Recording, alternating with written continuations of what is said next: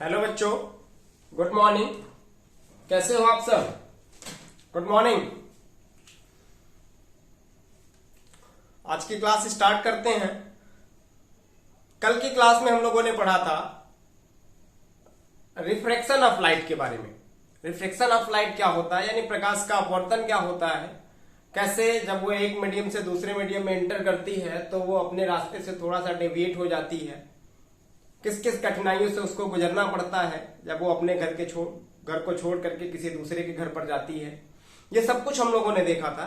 आज की क्लास में हम बात करेंगे आखिर मीडियम में ऐसा क्या होता है, आखिर मीडियम में ऐसा क्या होता है जो लाइट की स्पीड को कंट्रोल कर देता है या फिर लाइट को उसके एक्चुअल पाथ से डेविएट कर देता है, उसके एक्चुअल पाथ से बेंड कर देता है।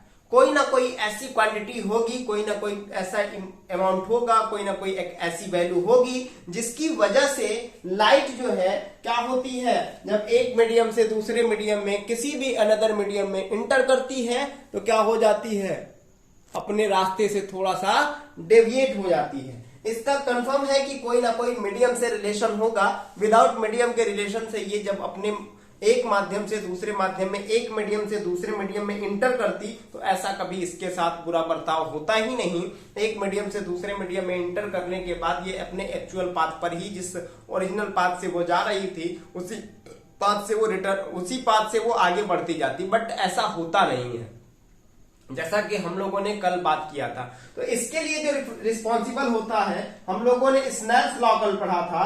स्नेल्स लॉ में पढ़ा था हम लोगों ने कि एक होता है sine i upon sine r equal to n होता है, और एन को हम लोगों ने कहा था रिफ्रैक्टिव इंडेक्स कहा था। क्या कहा था बेटा? रिफ्रैक्टिव इंडेक्स कहा था। यानी कि एक नई क्वांटिटी आई थी, एक कांस्टेंट क्वांटिटी आई थी जिसको कि हम लोगों ने रिफ्रैक्टिव इंडेक्स के नाम से जाना था।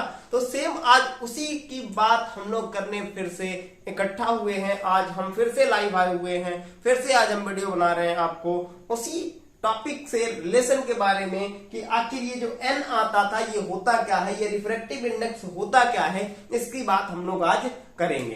तो जनरली अगर रिफ्रैक्टिव इंडेक्स की बात करते हैं तो रिफ्रैक्टिव इंडेक्स हमें बताता है कि जब कोई लाइट एक मीडियम से दूसरे मीडियम में जाएगी तो वो बेंट होगी, तो उसका बेंट किस तरह से होगा, कितना बेंट होगी, कम बेंट होगी या ज्यादा बेंट होगी। यानी सीधी बात करें तो बेंडिंग का जो मेजरमेंट होता है वो क्या होता है, रिफ्रैक्टिव इंडेक्स होता है। या फिर दूसरा कह लेते हैं कि रिफ्रैक्टिव इंडेक्स से हमें ये पता चलता है कि जब कोई लाइट एक मीडियम से दूसरे मीडियम में जाती है तो स्पीड बदलती है।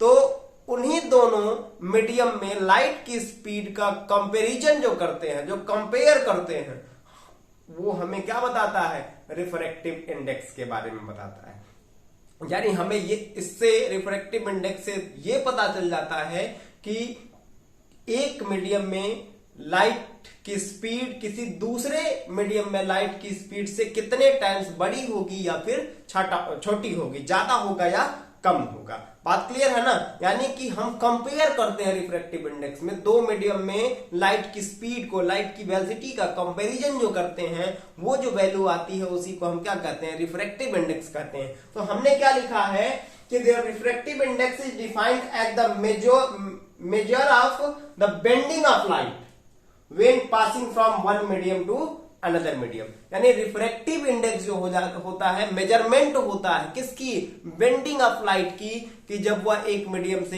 दूसरे मीडियम में इंटर करती है तब की। इसी को हम लोगों ने n को कहा था n2/n1 कहा था बेटा। n1 जो होता है refractive index of first medium, और n2 जो हुआ करता था उसको refractive index of second medium. यानी कि n इक्वल टू अगर कह दिया जाए तो c/v हमारा क्या हो जाता है, फार्मूला मिल जाता है। वेयर c क्या जो है, स्पीड ऑफ लाइट है, speed of light in air, किसमें है, इन एयर, या फिर वैक्यूम में कह लेते हैं। किसमें कह लेते हैं, या तो एयर में कह लेते हैं या फिर वैक्यूम में कह लेते हैं। और v जो है speed of light in any medium, any other medium except air and vacuum.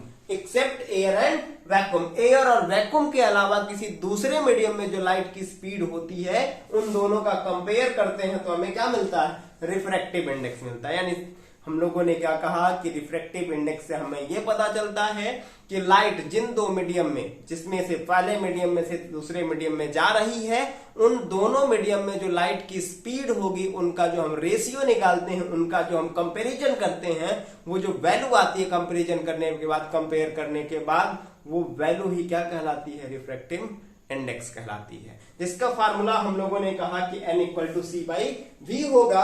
अगर रिफ्रैक्टिव इंडेक्स की बात करते हैं, रिफ्रैक्टिव इंडेक्स की बात करें तो 2 टाइप्स का होगा। कितने टाइप्स का होगा बेटा, 2 टाइप का होगा। कितने टाइप्स का, 2 टाइप्स का होगा, जिसमें से हम लोग एक को एब्सोल्यूट बोलते हैं, एब्सोल्यूट रिफ्रैक्टिव इंडेक्स, और दूसरे को जो है, फर्स्ट को हम लोगों ने कह दिया एब्सोल्यूट रिफ्रैक्टिव इंडेक्स, और सेकेंड को हम लोग कहते हैं रिलेटिव रिफ्रैक्टिव इंडेक्स। क्या कहते हैं, सेकेंड को रिलेटिव रिफ्रैक्टिव इंडेक्स। ठीक है, अब हम लोग बात करेंगे आज कि रिलेटिव क्या होता है, एब्सोल्यूट क्या होता है, आखिर इन दोनों को अलग अलग बांटा क्यों गया। तो जब भी हम बात करते हैं एब्सोल्यूट की, एब्सोल्यूट का मतलब क्या होता है, अलग अलग, विलगित, सबसे अलग, यानी जो जिनके अंदर सबसे अलग की क्वालिटी हो उसको हम लोग क्या कहते हैं, एब्सोल्यूट। जो सबसे हट के रहता हो, सबसे अलग हो, उसी को क्या कहते हैं, एब्सोल्यूट बोलते हैं। तो हम लोग अगर एब्सोल्यूट की बात करते हैं तो सबसे पहले एब्सोल्यूट में क्या होता है कि हम लोग क्या देख रहे हैं कि रिफ्रैक्शन ऑफ लाइट में हम लोगों ने पढ़ा था कि जब भी लाइट एक मीडियम से दूसरे मीडियम में इंटर करती है, क्या करती है, एक मीडियम से दूसरे, तो 2 मीडियम हमने बना लिया, यहां पर एक हम लोगों ने नॉर्मल ड्रा कर दिया। जब भी कोई लाइट एक मीडियम से किसी दूसरे मीडियम में इंटर करती है तो क्या होती है, अपने एक्चुअल पाथ से थोड़ा सा डेविएट हो जाती है। इसको हम लोग आई कहते हैं और इसको हम लोग आर कहते हैं। अभी क्या हुआ है, जनरली ये जो लाइट है वो डेंसर से रेयर में गई है। किससे गई है, डेंसर से, RARER, रेयर में गई है। तो ऐसा हो सकता है कि ऊपर का मीडियम जो हो सकता है वाटर रहा हो, ग्लास रहा हो, या फिर कोई भी मटेरियल एक्सेप्ट किसके रहा हो, एयर और वैक्यूम, एयर या वैक्यूम के अलावा रहा हो। और दूसरा मीडियम, ये जो सेकेंड मीडियम रेयर मीडियम है, ये या तो वैक्यूम रहा हो, या तो वैक्यूम रहा हो, या फिर एयर रहा हो। अगर दोनों मीडियम में से कोई भी एक मीडियम एयर या वैक्यूम आ जाता है, 2 मीडियम का होना जरूरी है रिफ्रैक्शन ऑफ लाइट के लिए। अगर दोनों मीडियम में से कोई भी एक मीडियम क्या आ जाता है, एयर या वैक्यूम आ जाता है, तो उस कंडीशन में जो हम कंपेयर करके वैल्यू निकालती हैं, 2 मीडियम में लाइट की वेलोसिटी का, लाइट की स्पीड का जो वैल्यू हम कैलकुलेट करके निकालते हैं, वो हमारा क्या होता है, रिफ्रैक्टिव इंडेक्स होता है। क्या होना चाहिए, एक मीडियम क्या होना चाहिए, एयर या वैक्यूम होना जरूरी है, और ये दूसरा मीडियम कुछ भी हो सकता है। ऐसा भी हो सकता है कि ऊपर रेयर मीडियम हो, नीचे डेंसर मीडियम हो सकता है, उसको भी बना के समझ लेते हैं। ऊपर हम लोगों ने बना दिया कौन सा, ऊपर हम लोगों ने बना दिया रेयर और नीचे बना दिया डेंसर। तो एक मीडियम कंफर्म है कि या तो एयर या वैक्यूम हो, और दूसरा मीडियम इनके अलावा कुछ भी हो सकता है, एयर और वैक्यूम को छोड़ करके दूसरा मीडियम कुछ भी हो। तो उस कंडीशन में अगर हम फर्स्ट मीडियम इसको कह रहे हैं तो इसका रिफ्रैक्टिव इंडेक्स N1 होगा, इसका N2 होगा, इसमें स्पीड V1 होगी, इसमें स्पीड V2 होगी। तो अगर N की बात करते हैं तो V2 अपान जब V1 निकालते हैं, या फिर N की बात करते हैं N2 अपान जब N1 निकालते हैं, तो इसी N को क्या कहते हैं, इसी N को जो है हम लोग एब्सोल्यूट बोलते हैं। क्या बोलते हैं, एब्सोल्यूट रिफ्रैक्टिव इंडेक्स बोलते हैं। कोई प्रॉब्लम है बेटा? हाँ, प्रॉब्लम तो है, दिख नहीं रहा है ना। चलिए तो थोड़ा सा स्क्रीन नीचे कर देते हैं।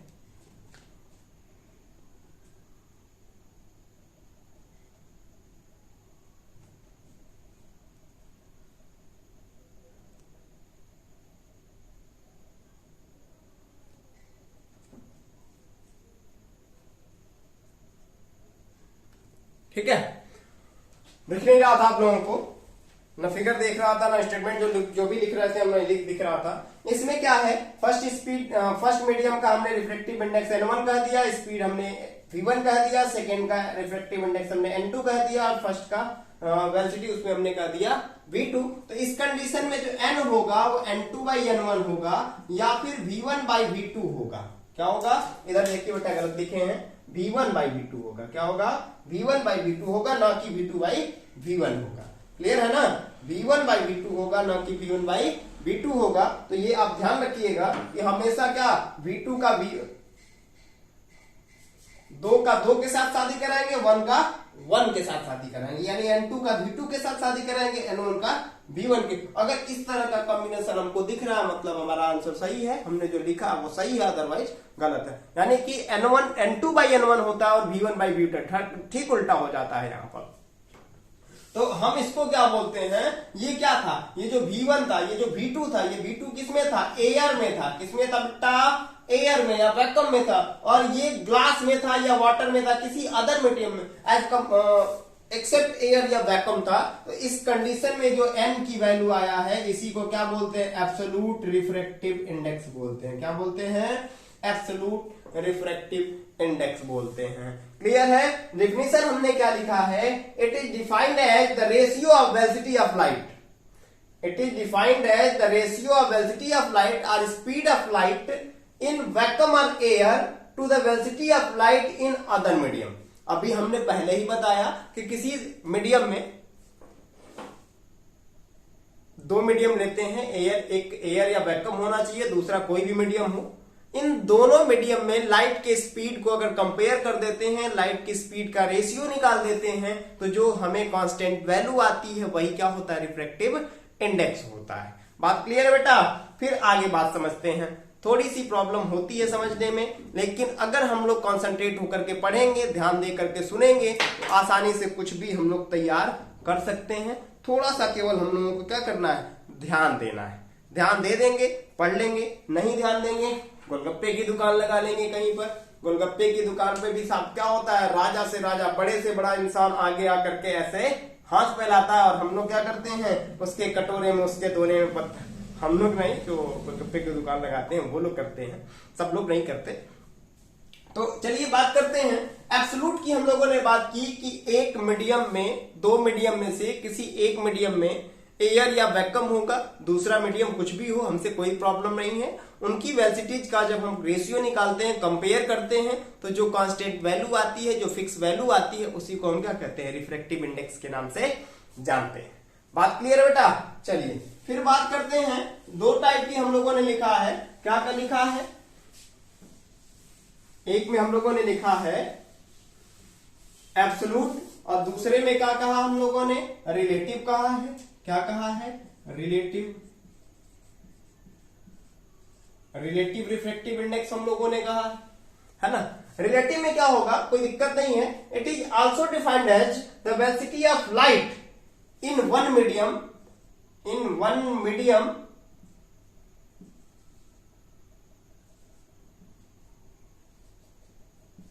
मीडियम हमने शॉर्ट में लिखा है, to the velocity of light in another medium. क्या बात कर रहे हैं, अब इसमें कहीं भी एयर या वैक्यूम की बात नहीं आई है। इसमें कोई भी मीडियम में एयर या वैक्यूम का होना नेसेसरी नहीं है। दोनों मीडियम में से अगर बात करते हैं तो दोनों मीडियम में से एक वाटर हो सकता है, दूसरा ग्लास हो सकता है।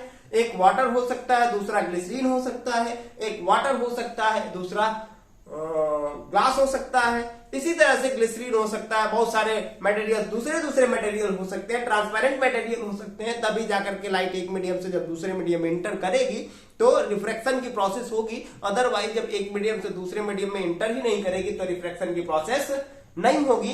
तो अब हम बात क्या कर रहे हैं, दो मीडियम की। ऊपर हम लोग क्या देते हैं, वाटर है। क्या है बेटा, ऊपर वाटर है और नीचे जो है ग्लास है। ठीक है, यहां पर हम लोग नॉर्मल ड्रा कर देते हैं। तो इसका रिफ्रैक्टिव इंडेक्स कंफर्म है कि N1 रहा होगा, इसका N2 रहा होगा। इसमें स्पीड V1 होगा और इस पे स्पीड क्या होगा, V2 होगा। जब लाइट फर्स्ट मीडियम से, तो वाटर क्या होगा, यहां पर रेयरर होगा और यहाँ पर ग्लास क्या होगा, डेंसर होगा। क्या होगा बेटा, डेंसर होगा। तो इस कंडीशन में क्या देखेंगे, इसको जाना चाहिए था लाइट को ऐसे सीधा, जाना चाहिए था सीधा, बट हम जानते हैं कि when light rays enters from rarer medium to denser medium, when light rays enters from rarer medium to denser medium, it get bends towards normal, it bends towards the normal। क्या हो जाती है, normal की तरफ झुक जाती है, normal से इसको मोहब्बत हो जाती है, नॉर्मल से इसको प्यार हो जाता है, ये नॉर्मल की तरफ झुक जाती है, सट जाती है। तो इस कंडीशन में हम लोग क्या करते हैं, एन निकालते हैं, रिफ्रैक्टिव इंडेक्स निकालते हैं। तो क्या देख रहे हैं, एक वाटर आया है, दूसरा ग्लास आया, कोई जरूरी नहीं है कि वाटर ही और ग्लास ही होगा, इसके जगह पे कोई अनदर मीडियम भी आ सकता है। लेकिन कभी भी इन दोनों मीडियम में से कोई भी मीडियम एयर या वैक्यूम नहीं आना चाहिए। तभी हम जाकर के जब कंपेयर करेंगे इन दोनों मीडियम की वेलोसिटीज को, तो जो हमारा फाइनल वैल्यू आएगा उसको हम किसके नाम से जानेंगे, रिलेटिव रिफ्रैक्टिव इंडेक्स के नाम से जानेंगे। तो यहां एन की बात करते हैं, तो अगर इसके, अब देखिए NW लिख लेते हैं, रिफ्रैक्टिव इंडेक्स ऑफ वाटर, और VW लिख लेते हैं, कंफ्यूजन की बातें खत्म हो जाएगी। NG लिख लेते हैं और VG लिख लेते हैं। तो क्या लिखेंगे, फर्स्ट से सेकेंड में आई है, मतलब सीधी बात है कि NG अपान NW होगा या फिर VG अपान VW होगा। इसी को क्या कहते हैं, रिलेटिव रिफ्रैक्टिव इंडेक्स कहते हैं। क्या कहते हैं इसको, रिलेटिव रिफ्रैक्टिव इंडेक्स कहते हैं। बात क्लियर है ना। तो हम लोगों ने रिफ्रैक्टिव इंडेक्स के बारे में जाना है कि रिफ्रैक्टिव इंडेक्स जो होता है, किसी दो मीडियम में लाइट की स्पीड का रेशियो होता है, किसी दो मीडियम में लाइट की स्पीड का कंपैरिजन होता है, कंपेयर करके निकालते हैं। ये भी दो टाइप्स का हम लोगों ने पढ़ा कि एब्सोल्यूट होता है, एब्सोल्यूट में दो मीडियम में से एक मीडियम में एयर या वैक्यूम का होना नेसेसरी होता है। इसमें भी एयर या वैक्यूम में जो लाइट की स्पीड होती है, और दूसरा मीडियम जो भी हो, ग्लास हो सकता है, वाटर हो सकता है, ग्लिसरीन हो सकता है, कुछ भी हो सकता है, इन दोनों इस मीडियम में जब लाइट की स्पीड का रेशियो निकालते हैं, तो जो हमें फिक्स क्वांटिटी मिलती है, जो मेजरमेंट मिलता है, जो वैल्यू फाइंड आउट होती है, उसको हम लोग रिफ्रैक्टिव एब्सोल्यूट रिफ्रैक्टिव इंडेक्स कहते हैं। रिलेटिव में हम लोगों ने क्या बात की कि जब भी दोनों मीडियम में से कोई भी मीडियम एयर या वैक्यूम नहीं होगा, एयर या वैक्यूम को निकाल देना, उसको हमको साइड निकाल देना है। तो इस कंडीशन में जो लाइट की स्पीड का रेशियो निकालते हैं दोनों मीडियम का, उसे हम क्या बोलते हैं, रिलेटिव रिफ्रैक्टिव इंडेक्स बात करते हैं, रिलेटिव रिफ्रैक्टिव इंडेक्स के नाम से जानते हैं। क्लियर है। तो आज की वीडियो में बस इतना ही, मिलते हैं फिर नेक्स्ट वीडियो में। बने रहिए कॉम्बो क्लासेस भाई आलोक सर के साथ।